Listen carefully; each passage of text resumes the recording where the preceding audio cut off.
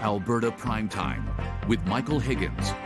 Welcome to Alberta Primetime. Ahead tonight, our politics panel on calls for accountability over the state of Calgary's water system. But first, fallout from the separation conversation. If we win the referendum, within 2 months we'll have a constitutional conference and the people will get to decide how they want the government to look. A perspective on governance from the group now actively collecting signatures on a petition seeking a referendum on Alberta independence. And as debate builds over this push for separation, what comes of the voice of First Nations? Joining us now, Matthew Wildcat, Director of Indigenous Governance in the Faculty of Native Studies at the University of Alberta and a member of the Ermineskine Cree Nation. Matt, good to see you, sir. Welcome back.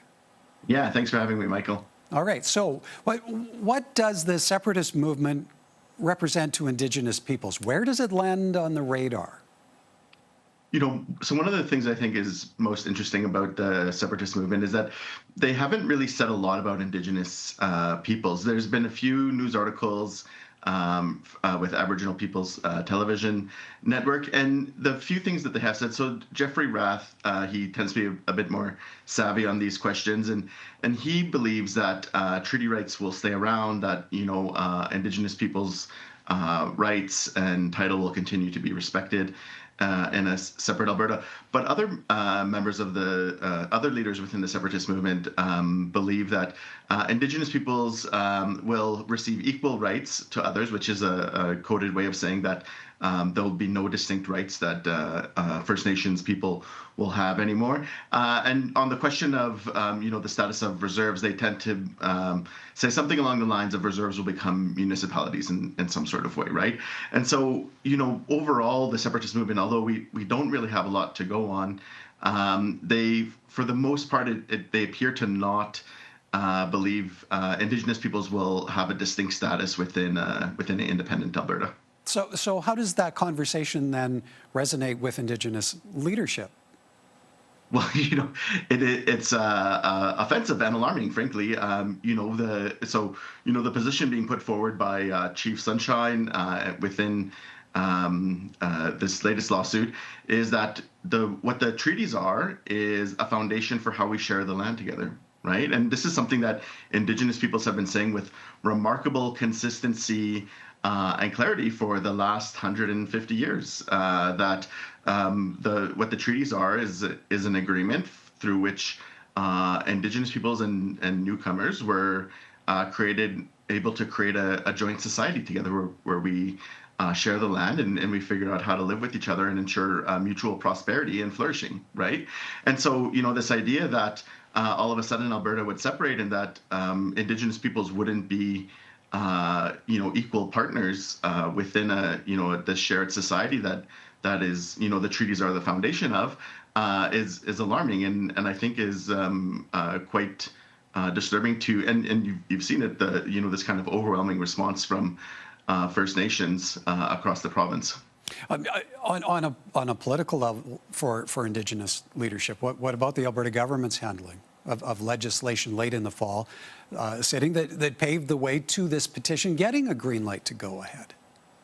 Yeah, so with Bill 14, I'm less familiar how the Indigenous, this question of treaty rights and Indigenous people's opposition to Alberta separating factored into the passage of this latest bill. From my understanding, it didn't factor in at all. But the Alberta government has been listening, but not in a really substantive, deep sort of way. So in May, when I'm forgetting the passage of the bill back in May, but you had Alberta, the government, they put in the bill, nothing in this bill should abrogate or derogate from any Aboriginal or treaty rights, and so there has been some listening all the way along, but I think the Chiefs now are really starting to pinpoint their message, which is to say that the United Conservative Party is a party which supports or at least enables the Alberta separatist movement, and so I think it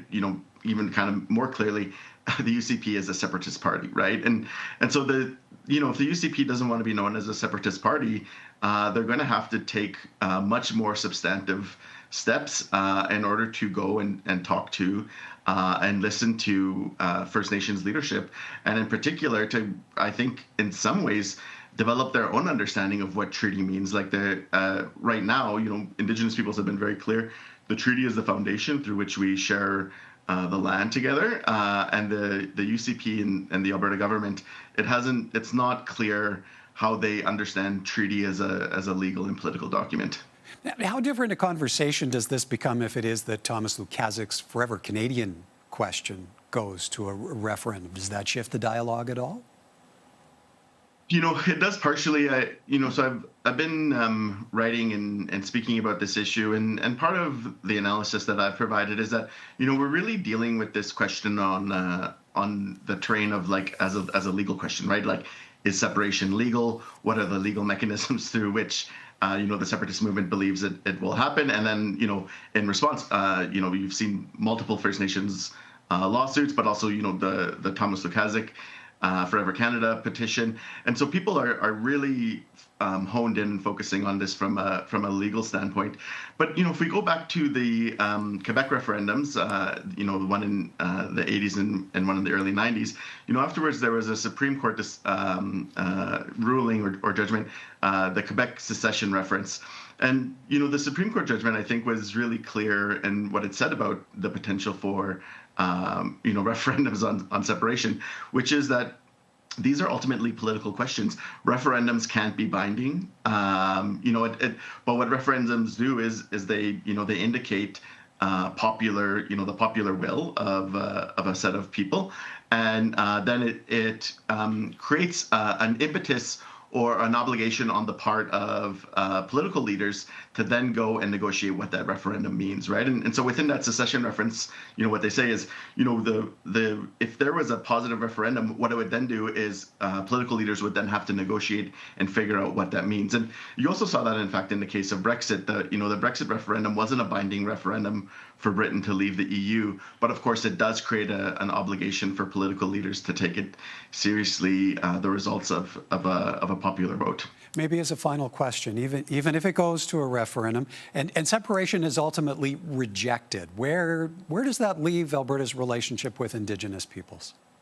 I think it leaves it still in a difficult place. And this is partially also what I've been saying, is that we need to start treating this as a political issue that requires negotiation, as much as a legal question of, what are the procedures and mechanisms through which we get a yes or no vote or whatever, right? So again, with the Alberta separatist movement, they really don't have a lot they haven't said very much about Indigenous peoples, but what they have said is that they are uncertain if Indigenous peoples should enjoy a distinct legal and political standing within the country, right? And so ultimately what this does is it harkens back to the 1969 white paper, which was released, in fact, by the elder Trudeau government of the time. And what the white paper sought to do is to eliminate all legal and political distinctions that Indigenous peoples have in the country. And if this was done under an ideology that everyone should be equal before the law, which is often I think is a core part of our democracy. But then when you look at it from the standpoint of the history of, you have a prior societies living here holding sovereignty, and then you have new societies coming in, and people are having to figure out how these societies interact and have a relationship with each other. The idea that Indigenous peoples will lose all sorts of legal and political standings, it's offensive to our understanding of self and also the history of this country, what this country is founded on. All right. We'll have to leave it there for time, Matt, but appreciate your time. Thank you kindly for this. Awesome. Thanks for having me in. All right.